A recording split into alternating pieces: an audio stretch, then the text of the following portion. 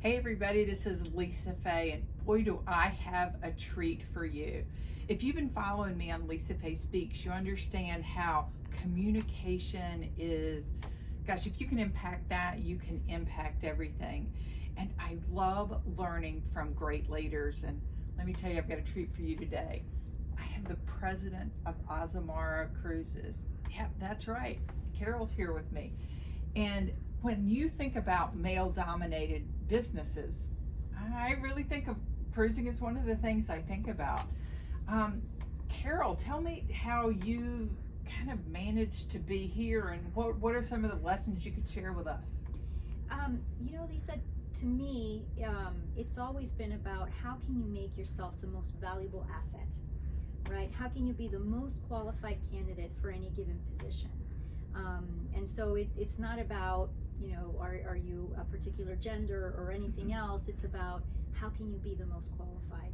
Another thing that I've also taken, great steps to ensure is to be a very flexible person, to be able to work with anybody.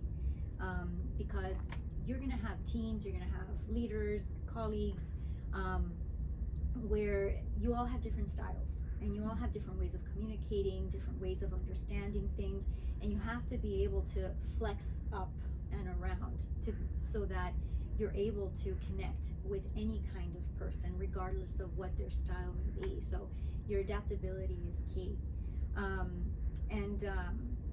Finally, I think you have to be willing to have, to act despite fear. Many times when I've taken on a new role, there were many aspects of the role that were new.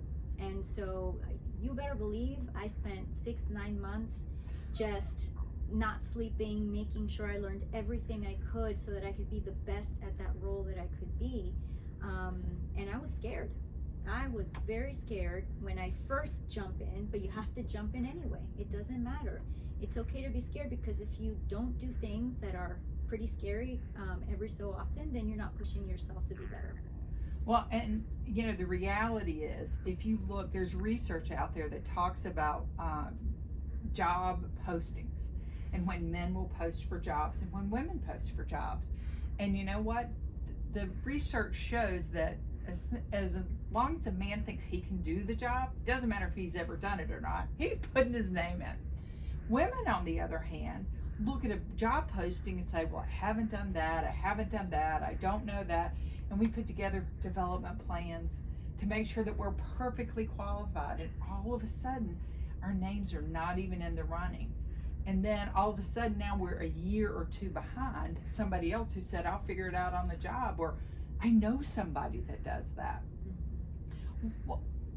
What tip would you give about communicating with difficult people? Because we all do have those, ones that we don't see eye to eye with.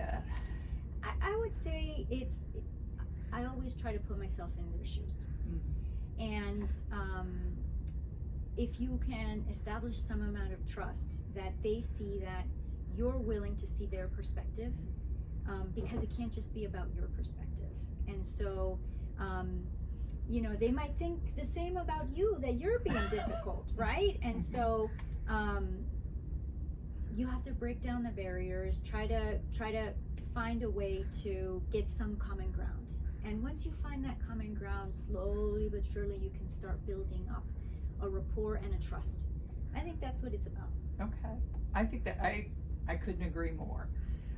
And lastly, one of the unique things I think that is a communications challenge for you is, I'm on a ship and there's like 45 countries represented, and I know everybody, ends up speaking English, but gosh, different backgrounds, different countries, different belief systems, different. How do you make sure you're communicating well to the staff? That is a really good question. And it's interesting because I had an all crew meeting. We got all of the crew together today to say thank you. I, number one, had to say thank you to all of them. The thing that I think they all look for is, a little bit of inspiration and a little bit of wanting to see your own vulnerability.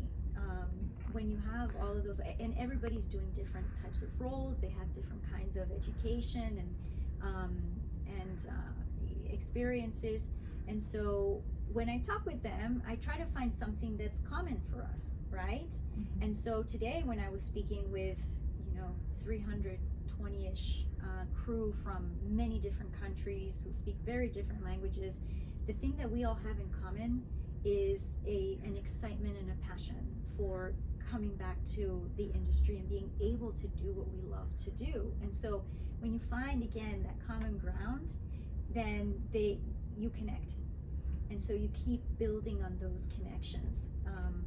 I would say that it's always about finding that one commonality, a common denominator. I think that's great. One of the things that I spend a lot of time doing workshops and stuff on, and is I talk about the power of yes and, is the ability to find the common ground and build off of it, because all too often we're in a no but world. And I don't know about you, but I don't need any more buts in the world.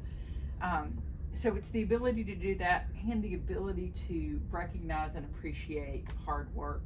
For those of you that don't know, I'm actually fortunate enough to be on the first sailing of Azamara as they go back to sea after some really challenging times. And the people are so excited to be here. They're so excited to work with you and service you. And we've had a waiter that's seen us from one place to another place and to another place, and remembers us and recognizes us. And I've been on the ship just a couple of days. So thank you for all that you've done in the cruise industry, but also for being a great leader that we can all learn from. Oh, thank you, Lisa. It's very kind of you, and I think anybody can, if they put in the right effort, if they have the right power of positivity. Can I recommend a Absolutely. book? Please. There is a book. It's a Harvard professor who wrote about happiness.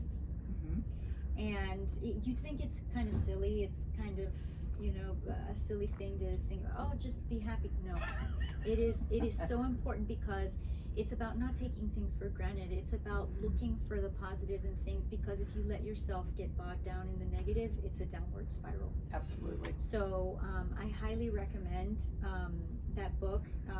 It's The Power of Happiness, I think it is. If you Google happiness book, I'm sure you'll find it. Awesome. So I highly recommend that, because it's all about attitude. It really is. And people like working with people that have good attitudes. I know that we're not always going to get the answer that we want. Things are not always going to go my way. And if I can embrace it, it's like, okay, we've decided it. It wasn't my recommendation, but you know what? We're positive, and I'm going to help make the team successful. It makes such a difference. So thanks for being with me today. If you're interested in getting my weekly email update on Lisa Fay Speaks, drop me an email. It's lisafay@lisafay.com, and that's F-E-Y. I don't know if I'm related to Tina yet. I've got that DNA result thing I'm still waiting for. Thanks. Have a great day.